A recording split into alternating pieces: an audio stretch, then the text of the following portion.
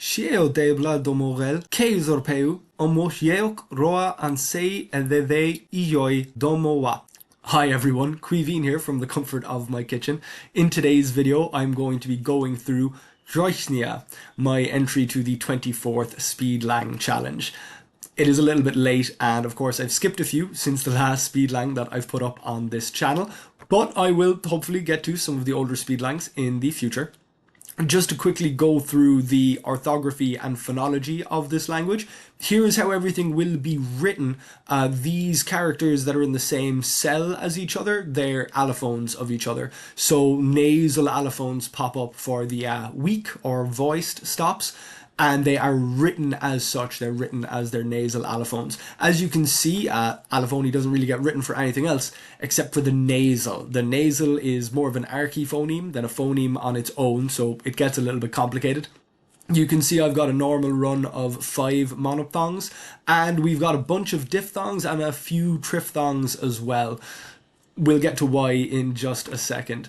Here is the actual phonology. So you can see that a lot of the allophones are unwritten, and I've made a little bit of a mistake here. The strong stops are always aspirated, always voiceless. They're pretty much invariant. Whereas the weak stops, they're voiced, sometimes, usually in clusters or finally. They become fricatives of the same place of articulation when they're intervocalic. They become nasals if they're adjacent to the nasal archiphoneme, and they're voiceless but not aspirated initially.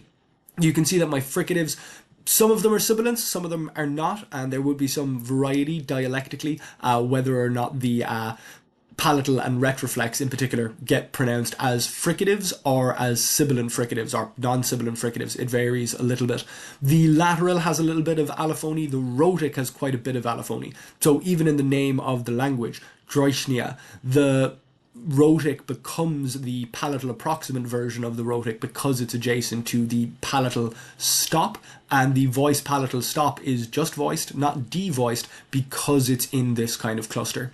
You can see with the nasals here, almost all of these would just be written N. It does get written M occasionally, but most of these allophones, especially the intervocalic nasalized approximants, those are written as N. Over here we have the vowels. The mid vowels do become their kind of or the mid close vowels become their normal mid or lax variants when they're in unstressed syllables. The same happens for the low vowel. It also happens when it's in diphthongs and triphthongs. So we can see over here with the diphthongs and triphthongs, a lot of them are pronounced differently to the monophthong vowel. So we can see for A there, it is A-E, not A-E. I'm going to struggle with some of the pronunciation. I'm going to get some of them mixed up, but this is canonically how they are supposed to sound. And in particular for the diphthongs and the triphthongs, you can see that they're all opening. It is the initial vowel, the initial grapheme, I suppose, that indicates the primary syllabic vowel, and the non-syllabic or sort of off-glide component. It's not really an off-glide because it's not a glide. The approximant glides behave a little bit differently when they're in clusters.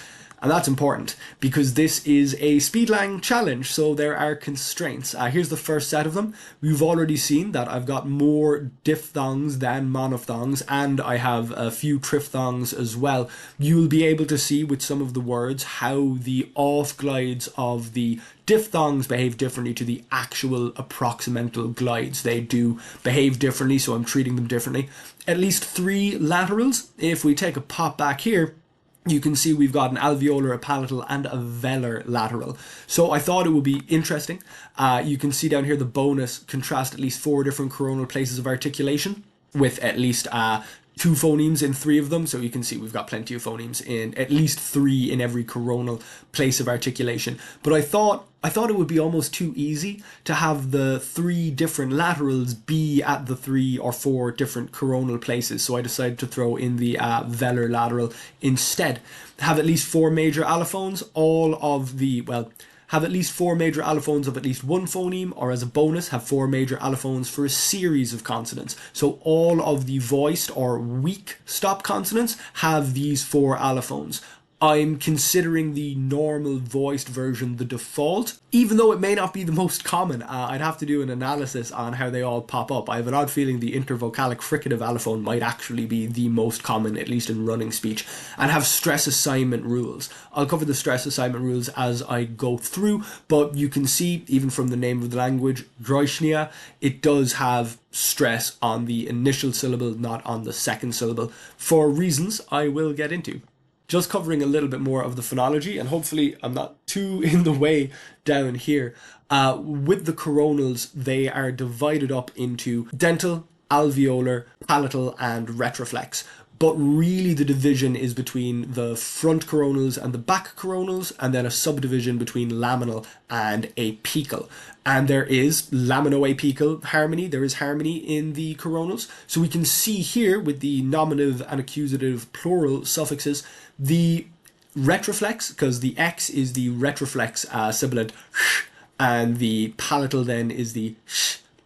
They will agree, they will harmonize with whatever is in the stem of the noun that they're attached to. So you can see here with knife, it's theog, and theog, that's a laminal dental fricative, so it uses the laminal palatal fricative. For hand here, this is the retroflex dur, or dur, and dur, because the r is retroflex, it's apical, and so in this case it is also retroflex, so it harmonizes to be apical.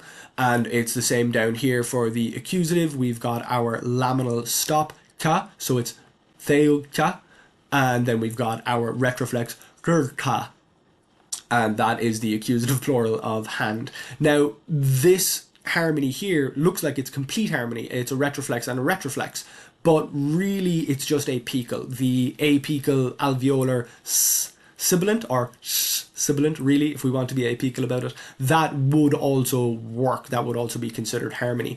The nasal archiphoneme is a little bit different, because over here we've got two different transcriptions. One of them is purely phonemic, so the archiphoneme comes up as an archiphoneme. Whereas in the phonetic, you can see that it comes up as different nasal realizations, depending on what noun it's in front of. If it's initial, we've got moi, for example, or moi, because it is nasalized on both ends. You can have the archiphoneme popping up a couple of times, and it can preferentially attach to the initial or to the onset or to the coda of the nucleus, although it does kind of blend in with the nucleus when it surfaces as nasalization. You can also see it surfacing as nasalization there at the end, which is usually what happens when it's at the end of a word. But when these words are compounded, so cambium here comes from tree bread, or bread tree, because of the order that the modifiers go in. Because the nasal archiphoneme pops up next to this weak voiced stop, the voice stop completely assimilates and just becomes a nasal at the correct place of articulation. You can see it happening here as well with the dental, you can see it happening here with the alveolar, and you can see it happening here with the palatal, down here with the retroflex. So that's always going to harmonize when it's in a cluster. And you can see it happening down here, you know, finally, initially, it can pop up in pretty much any position. And you can see it harmonizing down here with the velar lateral as well. It'll become a velar nasal when it's next to a velar, like this. So as you can also see, the voiceless stops are aspirated initially and finally. So they're always aspirated. And you can see here in the kind of broader, purely phonemic description, it's just a voiced stop initially and this mid or mid-close vowel. The mid-close vowel ends up being just a mid-vowel or a lax mid-vowel, and the initial voiced stop is voiceless, but it's a voiced stop. It's not an aspirate, it's not really voiceless, and if anything happens, if there's a prefix that makes that intervocalic, then it would become a fricative, or if there was a prefix that puts it in a cluster, then it would become a normal voiced stop. So that's a little bit on the allophony of the nasals and a little bit on the coronal harmony.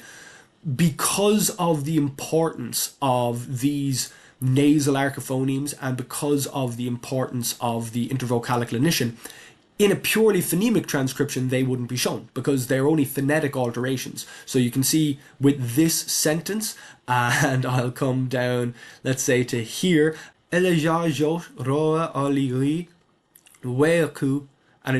weaku.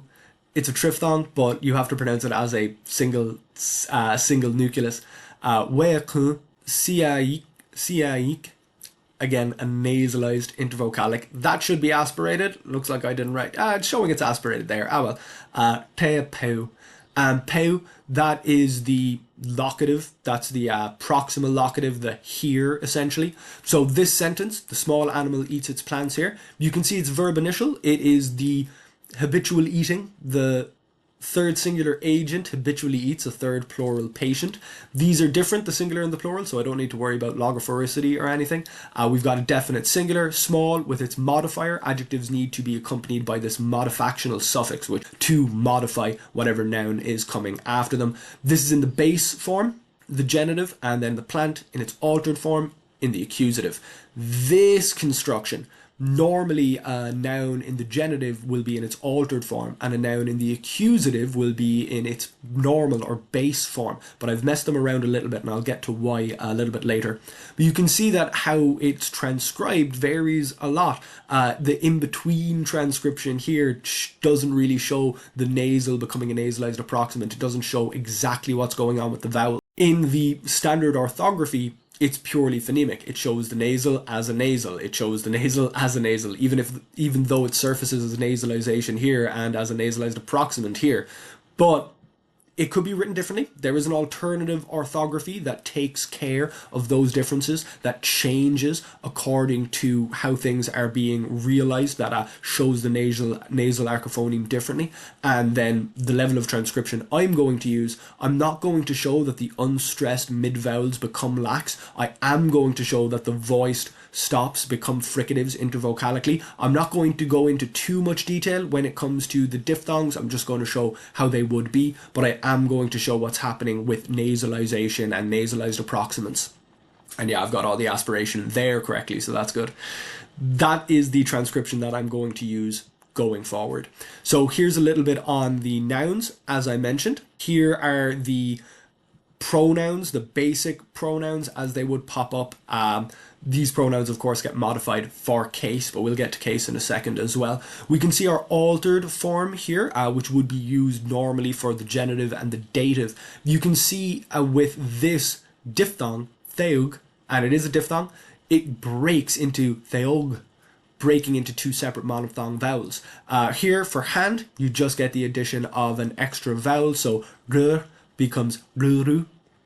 And for plant here, the extra vowel, and for upmau here, the extra vowel becomes an infix, breaking up the nasal from its adjacent consonant. So that turns the labial nasal of upmau, which only became labial because it's adjacent to a labial, that turns back into normal nasal archiphoneme. Intervocalically, it becomes some sort of nasalized approximant. There are also reduced forms of certain nouns. These reduced forms are used to combine with other nouns derivationally, not just as compounds, but also to combine with verbs as a form of incorporation. Again, we'll get to that in a little bit more detail in a second.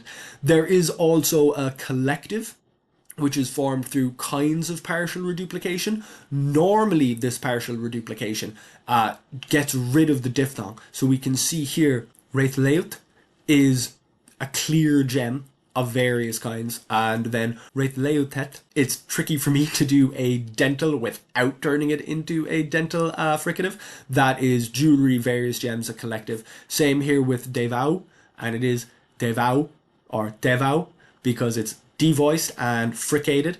That becomes Devauvau, which maintains the diphthong for obvious reasons. Devauvau needs to maintain that diphthong in both places.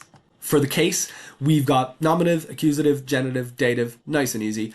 And for the genitive and the dative, that is when you get your altered form of the noun. So we have all of those in plural and in singular. The nominative is essentially unmarked in the singular. And we can see how the stress marker is needed here because it is disyllabic, so there is a choice of what you stress. The altered form usually puts the stress on a particular vowel, so it breaks the expected kind of metrical or weight sensitive stress. It breaks it a little bit, and I do refer to it as breaking this altered form because it can break up these diphthongs. You can see again the harmony here with these different possible endings. Over here, back to that sentence. So in this instance, to show that the nominative agent of the phrase, of the clause, is the possessor of the accusative argument of the clause, we've kind of swapped things up a little bit. So animal, which is down here, weaku, so the modifier is ui. The base form of animal is weaku. You add the nasalization to make it genitive, but normally the genitive would take the altered form. It's not doing that here to show that it is a nominative that is also in a possessor relationship. The accusative is in its altered form to show that it's possessed, even though there isn't a explicit possessive case normally. In most other instances, it wouldn't be marked so strangely. Here we have the dative, and so we need a ditransitive verb, so we've got our verb to give here. We've left out all the other pronouns and just put in the dative pronoun. Generally, this language would be pro-drop. It would drop the pronouns once they are marked on the verb, on the correct verb. And over here, I am pleased. It's this sort of dative of affect, the affected dative, similar to what happens in Icelandic or even in Spanish. This would pretty much be the equivalent of me gusta. It pleases me, really. I am pleased. It isn't considered the nominative. We can also see here the genitive being used as a kind of a possessive adjective, not just as an indicator of the possessor, but an indicator of things that are possessed. So they are mine. The first genitive can work as mine. It can also work as my. It depends on the clause that it's used in. Moving on to noun compounds. Compounds, of course, are very important. These are reduced nouns. So these are really derivational modifiers of a noun. It's not quite the same as a compound. So theo plant, theo from theobromine, also caffeine, chocolate, that kind of stuff.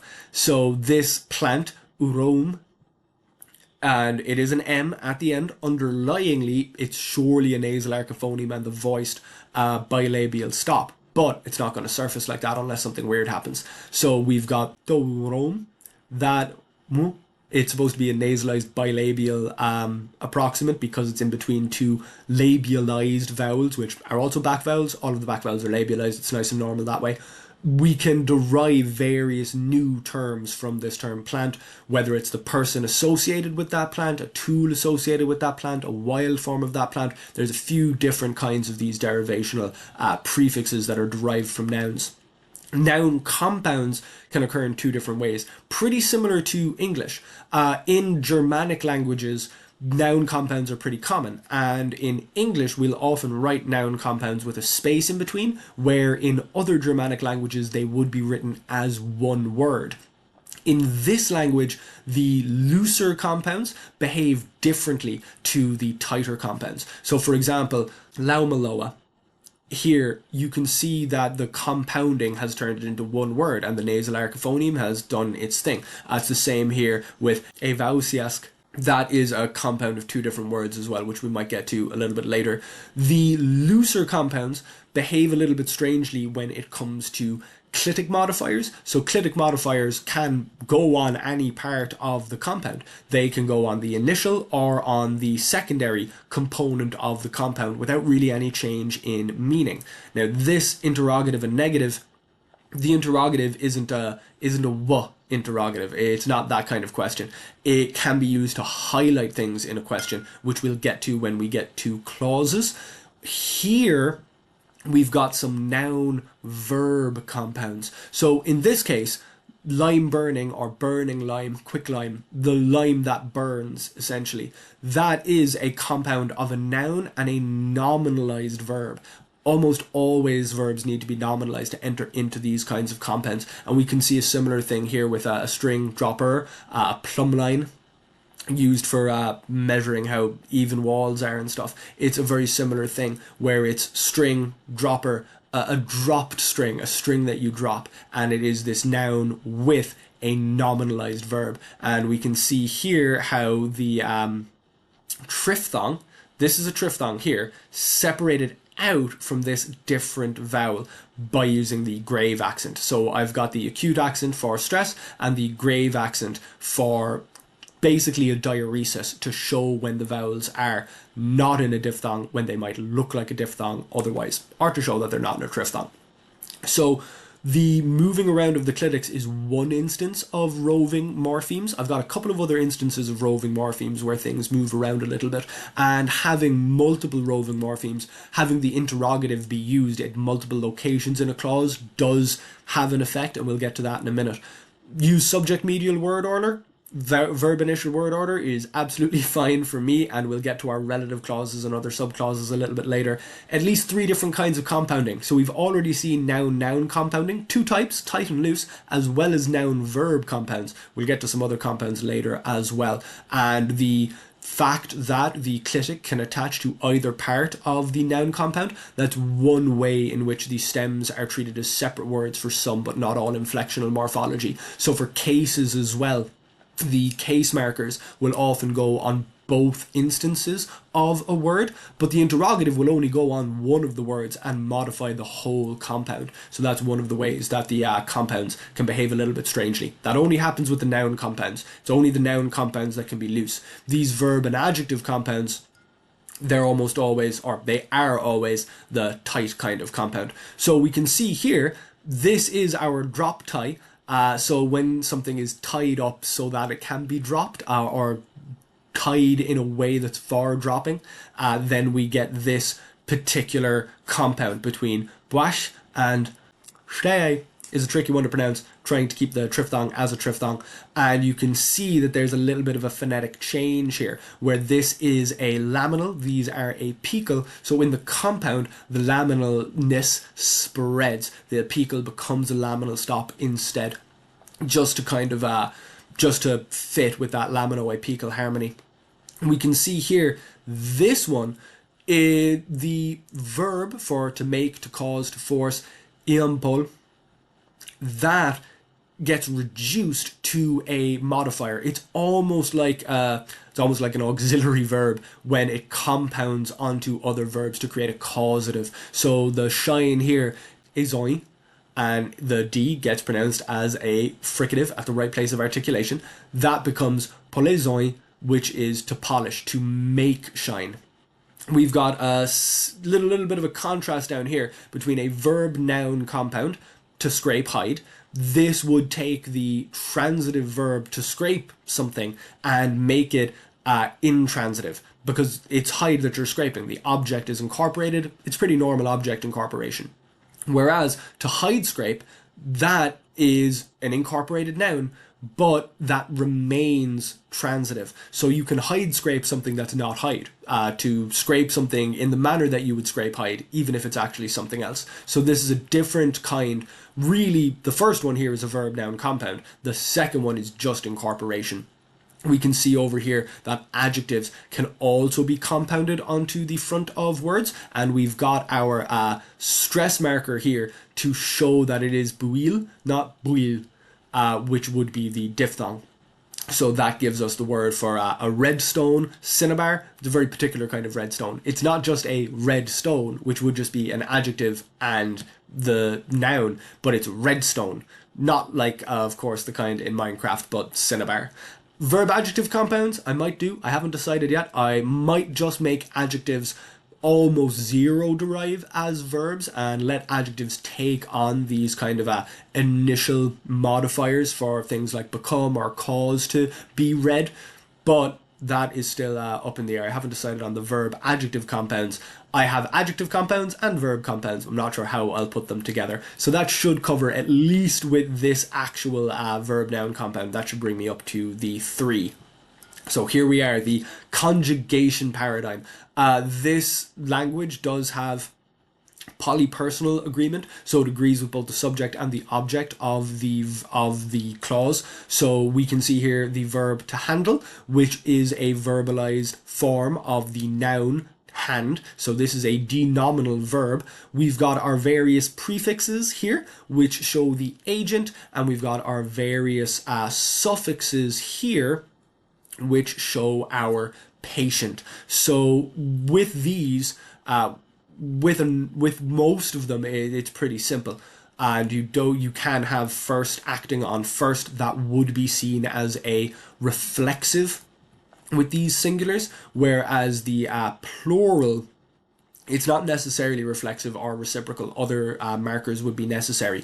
But to differentiate between the third, let's say a third singular acting on itself and a third singular acting on a different third singular, we have these fourth persons, which really just serve as sort of a logophoric differentiator, just to show that it is a different third singular that's being acted upon by the first third singular rather than the same third singular. So that pops up when you have really only third person arguments. It's a pretty rare one to pop up, but it does happen occasionally. I wanted to potentially cover that case. You should also notice that there is the same lamino-apical harmony going on. So we've got our lamino-dental here combining with our apical, that just turns into a geminate. Geminates aren't super common in this language, but they do happen. You can see some other harmonies. Well, they're already in harmony, but there are some other harmonies going on here, like with the third singular object harmonizing with the retroflex and becoming apical. That is the person. For tense, aspect, and mood, this language is pretty agglutinative. So different things, they don't fuse together too often. The person markers don't fuse with tam, but the mood, whether it's realis or irrealis, that does fuse with the tense, whether it's past or non-past, and then with these different aspects. So the perfective is a perfective aspect. The completive is more like a perfect. So the perfective is just the action being seen as one whole action, whereas the perfect is the action, some action possibly in the past, having an effect on something in the present. So they are slightly different. I've separated them out here. My habitual, usidative, whichever, it's a little bit broader than the habitual that we might have in English. It can be used for things that happen, yearly or regularly without necessarily being habitual, not as regular as a normal habitual. The nomic is used in cases where in English would use the nomic, like dogs run or dogs visit, I suppose. But it's also used just for a general kind of continuous, those kinds of things. The overt continuous is marked with initial reduplication, but it is a little bit different from the continuous that we might do. It's a little bit hard to phrase because it is a true continuous. So this is continuous and nomic rather than any other form. We've got a passive and a reciprocal as well. As I mentioned, the reciprocal is necessary for this kind of differentiation where it's not reflexive when it's two first persons. Then we have a couple of other more derivational aspects that come on separately, that come on a little bit later, and they are derivational. So the punctive means the event happens all at once, so you don't just eat, you eat it all up, you eat it in one go, you swallow it whole. The iterative means you keep doing it over and over again, so eating and eating, and the diminutive then is the smaller form, like a nibble or just a bite out of something. So those are all separate suffixes because it is agglutinative. Here are some more of the clitics. So the clitics, I already demonstrated that the interrogative and the negative can hop onto nouns and compound nouns. The emphatic, which is sometimes the imperative, can do the same. So we can see that here with the it goes, the third singular go, eok, because this LH, it is the palatal lateral, so it's eok. And we've got the interrogative form of it, the negative form of it, and the emphatic form of it. But we can see over here, normally these are proclitics. They go at the start of the word and they would be followed by any person conjugation. And you can see it there with the third person following the emphatic. But when it's being used as an imperative, they swap places. So the pronominal marker will go outside the emphatic when it's being used as an imperative. So it's another case of a morpheme changing where it goes. Go is a lot more neutral in this language than it is in English. There isn't a direct go versus come contrast. This venitive go, there's a venitive go, an andative go, and a plain go. These venitive, in this case the venitive, there is also an andative prefix, is used to tell the direction that a verb is happening in, whether it's happening towards or away from the speaker. So here we've got one of the test sentences. When is it that your guests from the city will arrive? With emphasis on the from the city. So we've got our interrogative for when is it, when is the time in particular that the people will arrive. But we can also see the interrogative hopping onto from the city here. So it's used not just to introduce that it is a question, but also, and this is, I say when is it, it's really, it is what time, or what is the time that they will come from the city, as distinct from guests from any other location. So that is one of the ways that the morphemes being reduplicated or used again within the clause has an effect. It has an actual effect on the meaning. Just a quick thing on the adjectives, because I think it's good to clear it up. Here we've got the animal is small, so it takes the copula. Copula goes at the start. It's a verb initial language. It's always a verb initial language. And because the adjective here is being used predicatively, it's not being used attributively, so it doesn't need that modifying marker, almost an attributive marker, which you would need if you're saying it is the small animal. And you can see here the difference between these two sentences is pretty tiny. You've put the adjective in front of the noun and you've added on that modifier. That's really all you need to change. Here we can see it being used as an adverb as well. So it needs this adverbial marker, but also really the post position with or along with, almost a commentative post position, which is how it's really I eat with smallness, or I eat in a small way, I eat slightly, or I eat a little. So that is one of the ways that adjectives are just a little bit complicated. Just to quickly go over the articles, we've got definite, indefinite, singular and plural. We can see here an instance of two vowels coming together not forming a diphthong, for it's aus rather than aus, it's aos. Whereas this is a diphthong, roa. Then we've got our post positions here. So to, from, at, along. I've got a few more. These would also, well, at least osh here and d, they would also harmonize with the correct lamino-apical harmony of the root. In this case, si, erau, it doesn't have the change in the root. And it is erau with the stress on the diphthong. Stress on the diphthong, even though I don't have it marked here. And the velar, voiced velar, becomes a voiced velar fricative because it's intervocalic. Doesn't matter if it's the initial of a stressed syllable. If it's intervocalic, it's intervocalic. So here, just to cover the verb initiality of it, because this language is pro-drop, the verb is initial, but you can have inversion as well. This would really be, it is the person that hit it. It would be emphasizing it.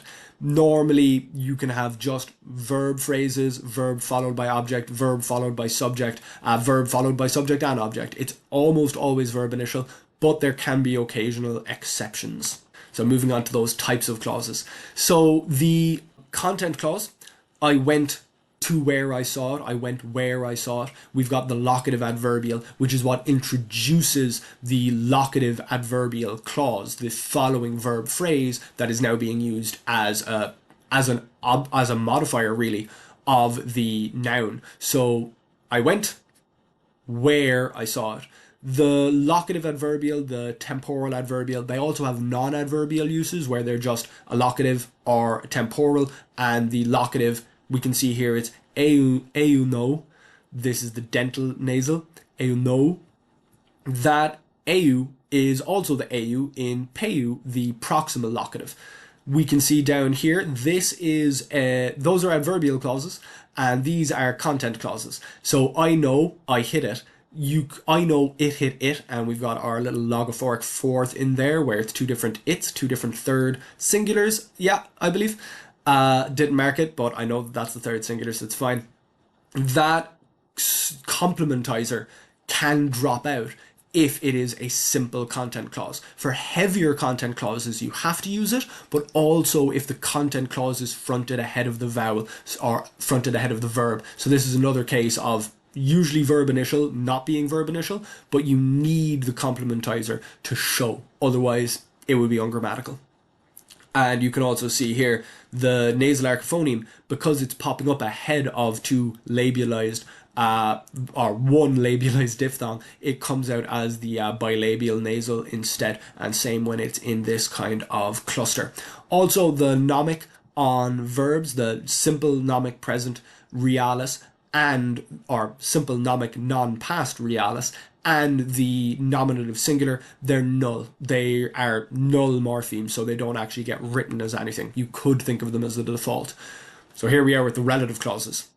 So very simply, you use a relativizer on the verb, and that relativizer takes over the person marking. So these verbs that come up in relative clauses, even though they are marked for tense and they are marked for object, in a way they're non-finite. They're less marked than a finite verb because they don't have the initial person agreement.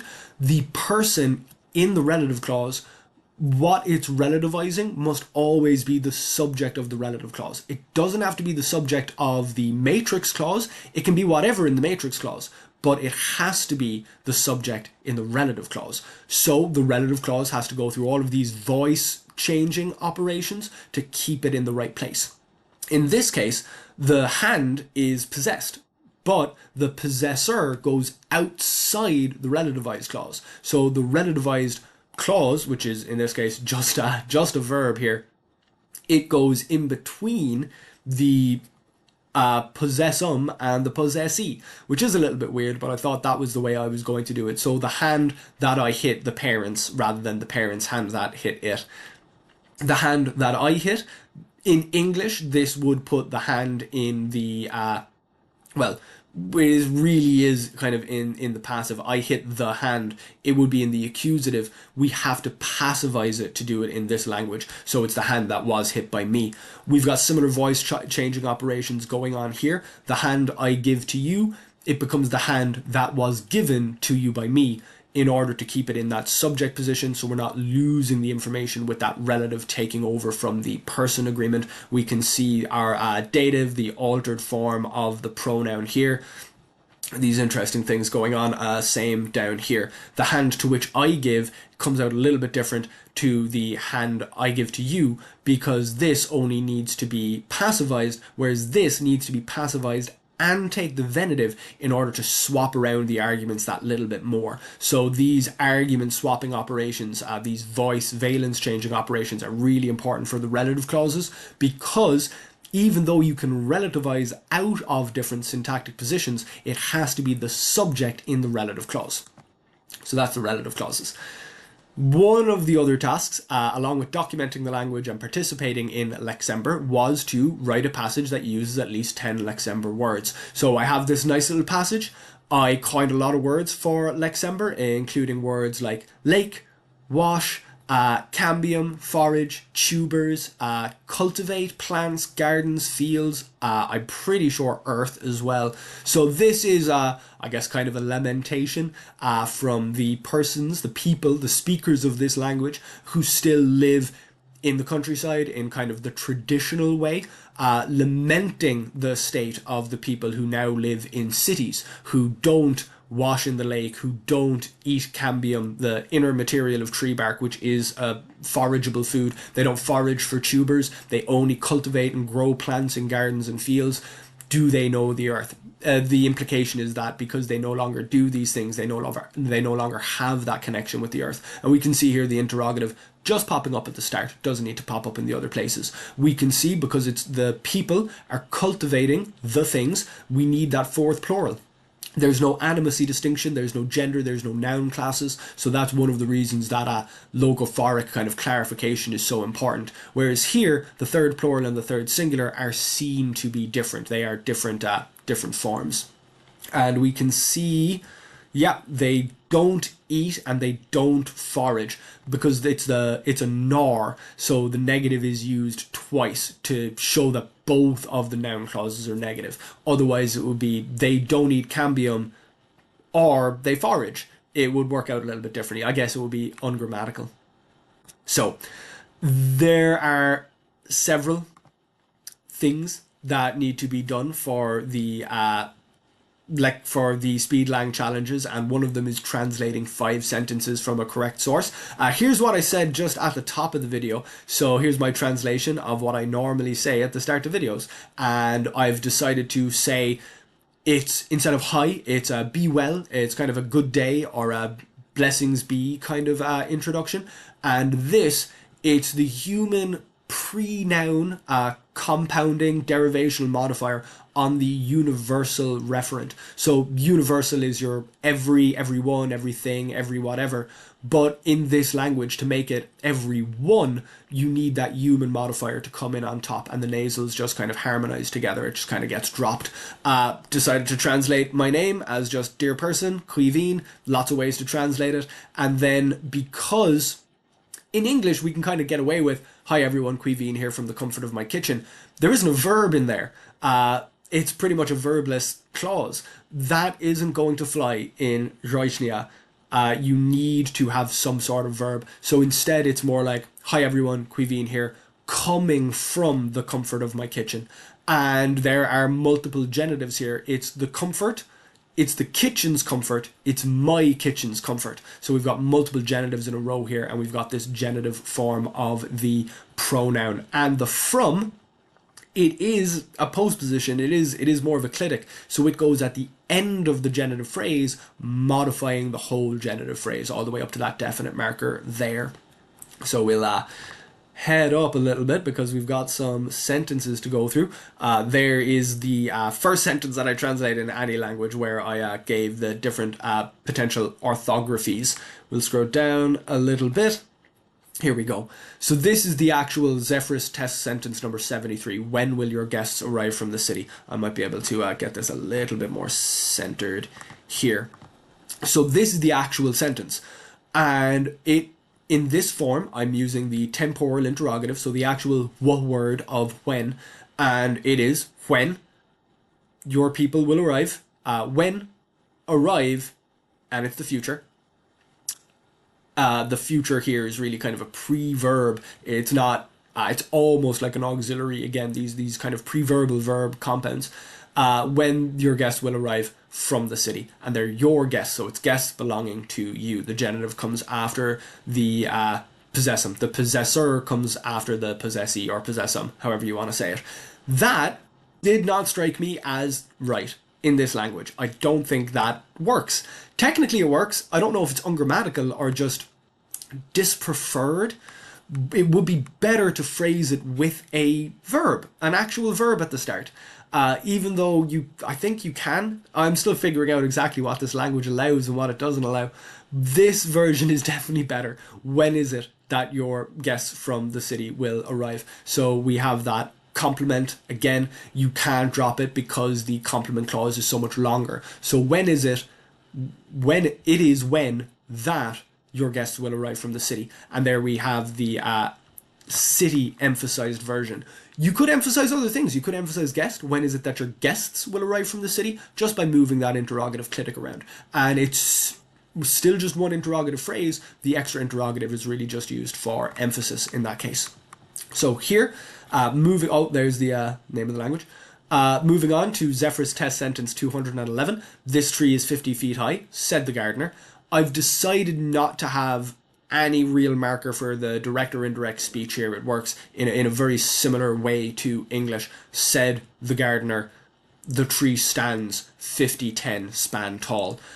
So that, or 5-10 spans, that is my version of 50 feet.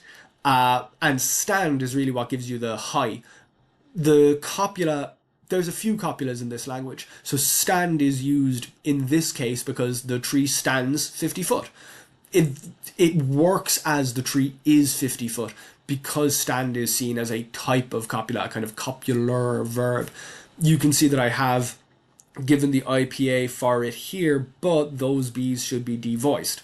So I'm getting that D should be voiced. So these sentences I translated pretty early on in the month of creating this language. So there were some evolutions, some things changed. I made some different choices with how I was going to write things and what exactly their behavior was going to be. So here, moving on to Zephyrus test sentence 61, we sailed down the river for several miles. I'm giving this the normal past, and it is a verbalized form of sail, and it's go sail because it needs to be that's just one of the ways that it becomes verbalized, and to show that you're sailing somewhere, to travel by sailing. I've just put it in the past, simple past realis. So it's something that you did generally. It's something that you used to do. We used to sail down the river for several miles, or we sailed down the river for several miles every day. You could add that into this version of the sentence where it's just using the past. However, if we go down to the perfective form, we sailed down the river for several miles. The implication is that we did it once. We sailed down the river for several miles and then went and did something else. It was complete. Something that you did possibly just once. What did you do? We sailed down the river for several miles. So you can see that is conjugated just a little bit differently, that different ending. And down here, this is the completive. So this is used like the perfect in English. It would be an answer of, yeah, how did you get here? We sailed down the river for several miles. We had sailed. How do you know this river? We have sailed down the river for several miles. So this comp, you could really translate it with a have or a had to really put it in the perfect, but I didn't want to change it too much to show that it is a pretty subtle change in this language. And we have similar here for Zephyrus test sentence 89. The little boy's father had once been a sailor. This had once almost definitely tells me it's in the completive, the past completive. The verb is initial as normal.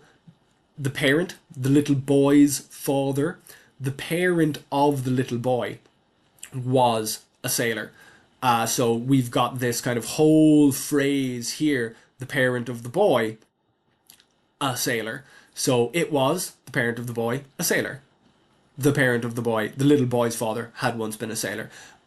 With the fact that I don't have any noun classes, the fact that I don't have animate versus inanimate or masculine versus feminine, I have just gone with parent and kid or child. There will almost certainly be lexemes that differentiate between the genders of things like father, child, son, daughter, mother, father, that kind of thing, but I haven't coined them. And here we've got the little boy's father had once been a sailor in the more simple past perfect. So it's not the completive. It's not an answer to a question. So in this case, it doesn't have to be an answer to a question. But in this case, the little boy's father had once been a sailor would be an answer to something. It could be an answer to something like, how does the little boy know about knots? The boy's father had once been a sailor. In this case, it's more of just a general fact. Oh, what did he used to do? He had once been a sailor. It's really not as good a translation of the English. This would really be more like the little boy's father was a sailor, or was once a sailor, was a sailor for a while, because it is perfect. It ended, it completed. It can't be the little boy's father was a sailor and he still is. But I wanted to drop it in here just to kind of emphasize that difference. And I think, we can see various approximants popping up in some of these examples where the approximant behaves differently to how a diphthong would behave. So we can see things breaking up.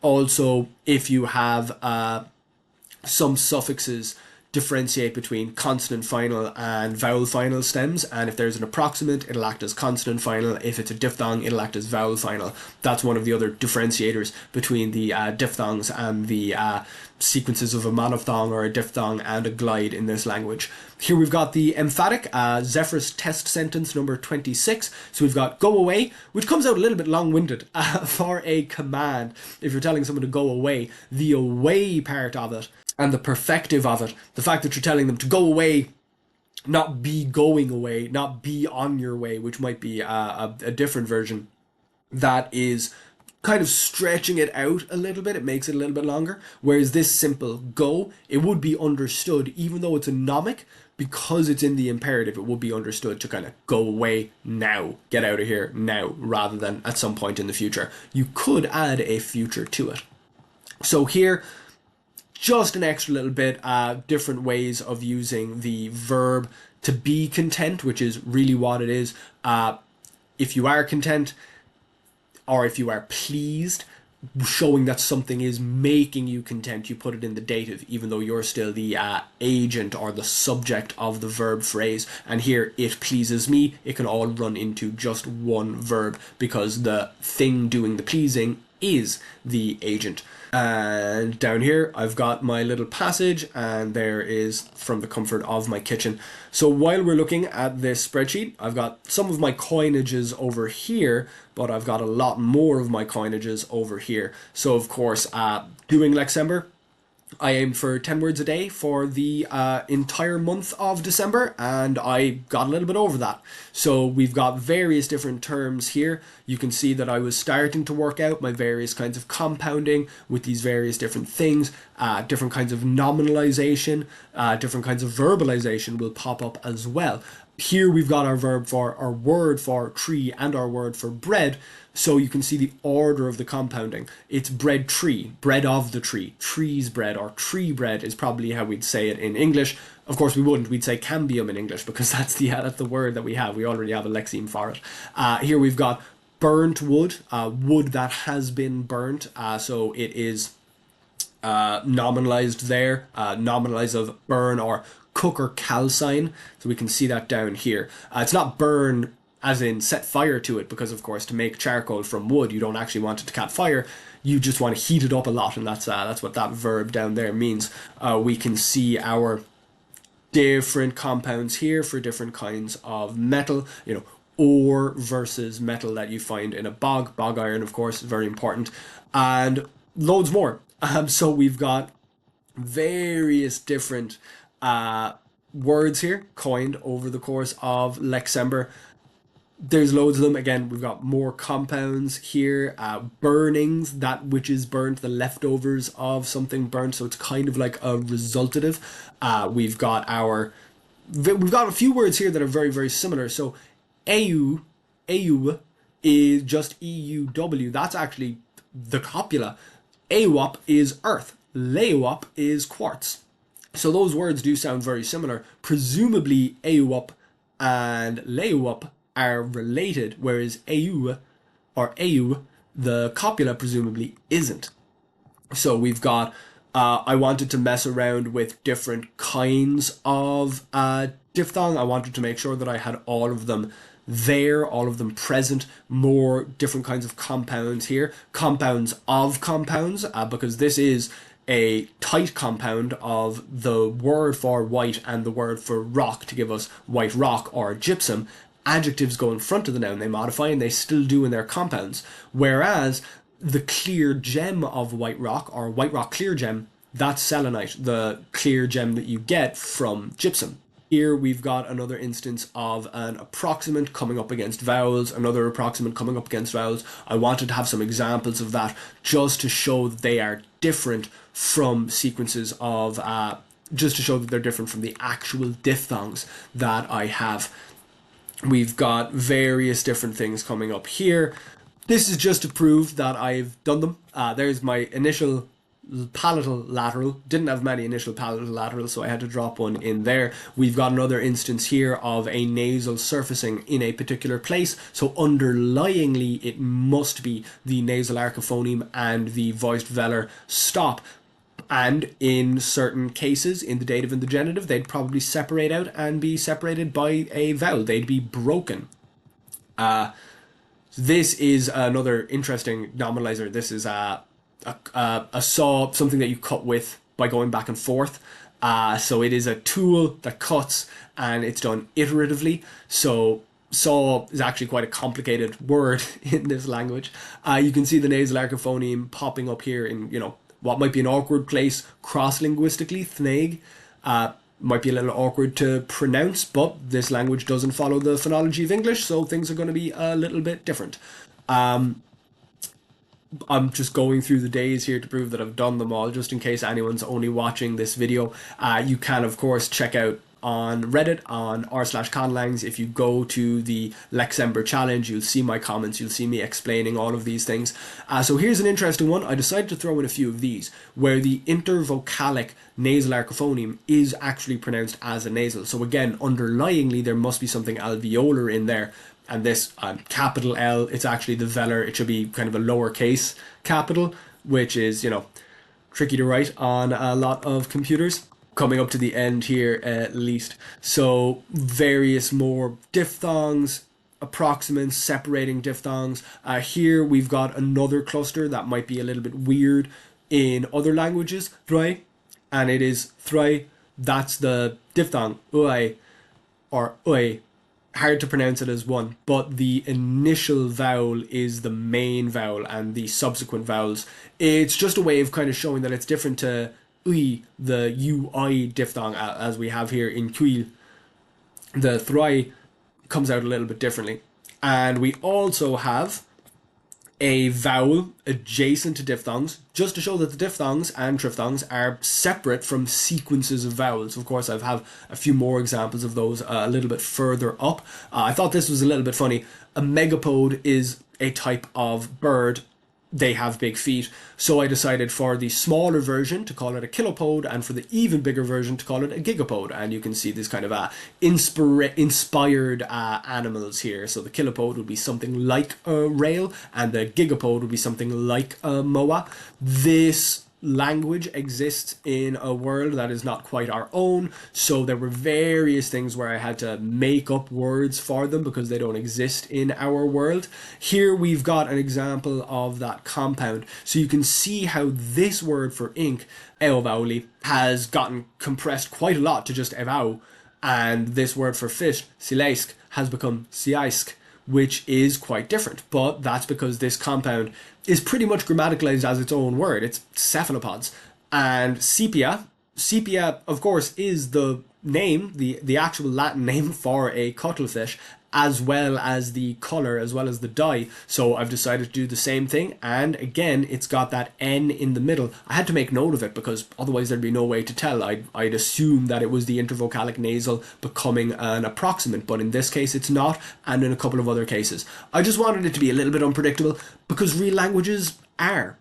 I've got the same thing here for these different kinds of plant that create the different dyes.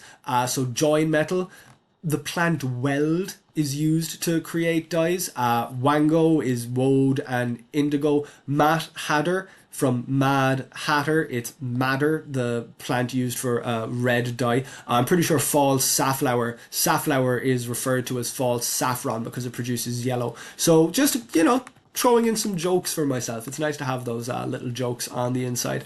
And I've decided to go with the older words for things like copper sulfate, ferric oxide, calling them by these older words because this is presumably how the speakers of the language would understand them, because even though they're technologically advanced enough to use and to create iron oxide, they still wouldn't be technologically advanced enough to actually know it's iron and oxygen combined.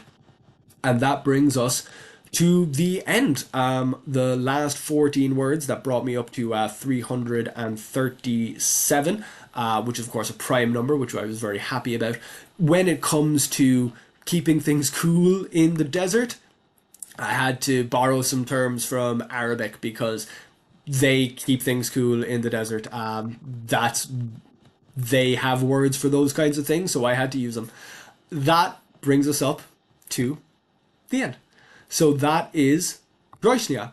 I hope you enjoyed this video. If you did, please do like it. If you enjoy this kind of content, then please subscribe to this YouTube channel. I will be going over some other speedlangs that I have created but didn't get a chance to submit.